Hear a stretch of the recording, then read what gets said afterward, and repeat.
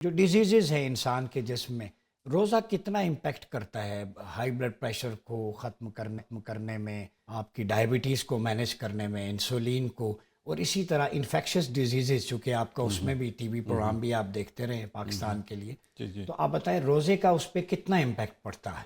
جی جی، بہت بہت شکریہ مجھے یہ اپرچونیٹی دینے کا. اور جو ہیلتھ کے پرسپیکٹیو سے، اور یہ ہے کہ روزہ جو ہے وہ ایک خدا کی طرف سے جو ایک فرض ہے، وہ اس کا ہیلتھ پہ بڑا پازیٹیو امپیکٹ ہے. اور ابھی تو یہ صرف ہم تو کرتے ہیں اپنے، کیونکہ ہماری ایک ریلیجیس ڈیوٹی ہے، رمضان ہے، لیکن یہ اب گلوبلی ایک ویل نون فیکٹ ہے کہ فاسٹنگ جو ہے یا روزہ جو ہے اس کا باڈی پہ بڑا صحت مند افیکٹ ہے. بلکہ ابھی ریسنٹلی ایک بڑا جو نوبیل پرائز ہے وہ اس پہ ملا ہے کہ جاپنیز ایکسپرٹ کو، کہ فاسٹنگ سے یا روزے سے جو جسم کے اندر جو تبدیلیاں ہوتی ہیں اور جو پازیٹیو چینجز آتی ہیں، وہ انسان کی صحت کے لیے اور انسان کی عمر کے لیے بڑا ضروری ہے. اور اس میں ظاہر ہے جیسا نیوٹریشنسٹ ہمارے ساتھ ہیں یہ ہمیں بتائیں گی کہ ایک بیلنس ڈائٹ کیسے ہے. تو ایبسٹین کرنا اور ڈائٹ کو بیلنس رکھنا، اور اس کے مطابق آپ 10 یا 12 گھنٹے اگر نہیں کھاتے یا پیتے تو اس سے بہت ساری بیماریوں کو، بہت ساری ڈیزیز کو لڑنے میں سب سے امپورٹنٹ چیز جو روزے کی جو لیٹسٹ ریسرچ ہے وہ یہ ہے کہ انسان کی جو قوت مدافعت ہے، جس ریزسٹنٹ کی پاور، امیونٹی. امیونٹی بوسٹ کرتی ہے. یہ سائٹوکائنز جو ہیں وہ ٹرانسمیٹرز ہوتے ہیں جو امیونٹی کو ایکٹیویٹ کرتے ہیں. تو جب روزہ رکھتے ہیں تو سائٹوکائنز ریلیز ہوتے ہیں، اور سائٹوکائنز جو ہے انسان کی امیونٹی کو بہتر کرتے ہیں. دوسری چیز جو روزے میں فاسٹنگ میں ہوتی ہے وہ میکروفیجز جو ہیں. میکروفیجز وہ انسان کے اندر قدرتی مدافعت کا built cells in. Built in ہوتے ہیں، جو کہ انسان کے اندر جو جراثیم ہوتے ہیں، جو انٹر ہوتے ہیں یا وائرس ہوتے ہیں، تو ان کو کل کرتے ہیں. یہ بھی ایک ریناؤنڈ ریسرچ ہے، کافی اس پہ پیپرز ہوئے ہیں کہ میکروفیجز بھی ایکٹیویٹ ہوتے ہیں، سائٹوکائنز ایکٹیویٹ ہوتے ہیں جو امیونٹی کو بہتر کرتے ہیں، میکروفیجز ہوتے ہیں. اور تیسری جو اچھی چیز ہے وہ جس کو میں ابھی ذکر کر رہا تھا، آٹوفیگی، جس کو کہتے ہیں کہ جب فاسٹنگ ہوتی ہے. اور ابھی اس لیے جو انٹرنیشنل لٹریچر ہے، جو ڈاکٹرز ہیں وہ کہتے ہیں کہ انٹرمیٹنٹ فاسٹنگ جو ہے وہ ایک بڑی اچھی چیز ہے انسان کے لیے. آٹوفیگی جو ہے وہ ایک ایسا پروسیس ہے جس میں جو انسان کے اپنے ناکارہ سیلز ہوتے ہیں، یا جب باڈی کا میٹابولزم ہوتا ہے تو بہت ساری چیزیں اس میں ظاہر ہے ویسٹ بھی ہوتی ہیں. تو آٹوفیگی وہ جسم کا ایک میکنزم ہے جس سے یہ جو ناکارہ بلڈنگ بلاکس ہیں ان کو ختم کیا جاتا ہے، اور اس کے مطابق پھر نئے سرے سے چیزیں بنتی ہیں. تو یہ ایک بڑا ایک خدا کی ایک بلیسنگ ہے کہ ہمیں رمضان میں یہ موقع ملتا ہے کہ ہم صرف اسپریچولی نہیں بلکہ باڈی فزیکلی اور مینٹلی فزیکلی بھی. مینٹلی بھی اس کو ہم ریجوینیٹ کر سکتے ہیں. آپ ایک ڈاکٹر ہیں، آپ کے پاس پیشنٹس بھی آتے ہیں، انفیکشس ڈیزیزز والے بھی بہت سارے.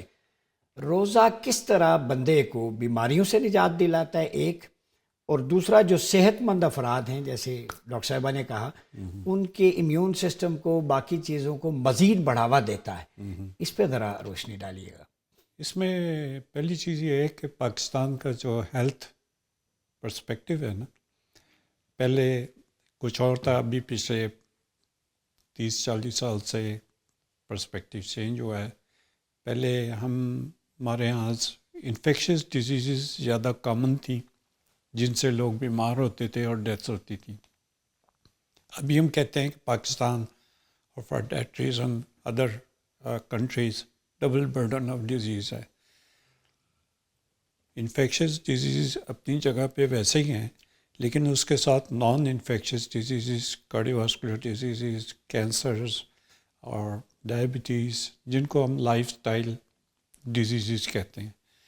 لائف سٹائل ڈیزیز کا ڈائریکٹ تعلق جو ہے انسان کی روزمرہ کی زندگی، اس کے کھانے پینے، اس کے شعور، اس کی ذہنی، جو آپ نے 3 لفظ کیے نا، سوشل، مینٹل اور فزیکل ویل بینگ، ان تینوں چیزوں سے تعلق ہے. تو روزے کا اور تعلق ان ساری چیزوں سے، جو ہماری لائف سٹائل ڈیزیزز ہیں جیسے کارڈیوواسکولر ہے، اور جیسے ڈائبٹیز ہے، جیسے ہائپر ٹینشن ہے، جیسے کینسرز ہیں، ان سب کا جو ہے وہ روزے کا ان پہ پازیٹیو امپیکٹ. اور یہ درست ہے کہ گلائکوجن جو ایک انسولین ہے، وہ ایک گلائکوجن شوگر وہ کم ہو جاتی ہے روزے میں. جی دیکھیں، جو انسان کے اندر یہ سارا ہوتا ہے، یہ ہارمون سے ہوتا ہے. ٹھیک. 2 ہارمونز ہوتے ہیں، ایک انسولین اور ایک گلوکاگون. ٹھیک. انسولین وہ ہارمون ہے جو کہ ان بیماریوں کو بڑھانے میں مدد کرتا ہے، کیونکہ وہ یوٹیلائزیشن آف گلوکوز کو ہیلپ کرتا ہے. گلوکاگون، جب روزہ رکھتے ہیں تو انسولین کا لیول کم ہوتا ہے. آپ 10-12 گھنٹے کم نہ کھائیں تو آپ کا انسولین لیول کم ہوگا، اور اس کی وجہ سے سارا پھر اچھا یہ بتائیے، kidney patient, chronic kidney disease ہے، نیفرونز ڈیمیج ہو گئے، کریٹینن ہے، پروٹینو یوریا ہے، بلڈ یوریا نائٹروجن ہے، ایسی بہت ساری چیزیں آتی ہیں جو آپ کا رینل فنکشن ہے. تو اگر روزہ دار روزہ رکھے گا تو ظاہر ہے ڈی ہائیڈریشن اسے نہیں ہونی، چونکہ اس نے تو پانی پینا ہے. تو روزے میں ڈی ہائیڈریشن کا کوئی ایلیمنٹ ہے؟ اس پہ کوئی اسٹڈی ہے جس میں اسپیسیفک ایڈوائز ہے؟ جی. جو رینل فیلئر ہیں یا کرونک رینل فیلئر ہیں یا ہائپر ٹینسیوز ہیں، ان کے لیے اسپیسیفک ایڈوائز ہے کہ وہ اپنے ڈاکٹر سے کنسلٹ کر کے. کرونک رینل فیلئر میں ظاہر ہے باڈی کو سوڈیم، کلورائڈ، پوٹیشیم اور پانی کا سارا میکانزم ڈسٹرب ہوا ہوتا ہے، تو اس میں بڑی کیئر کرنے کی ضرورت ہے.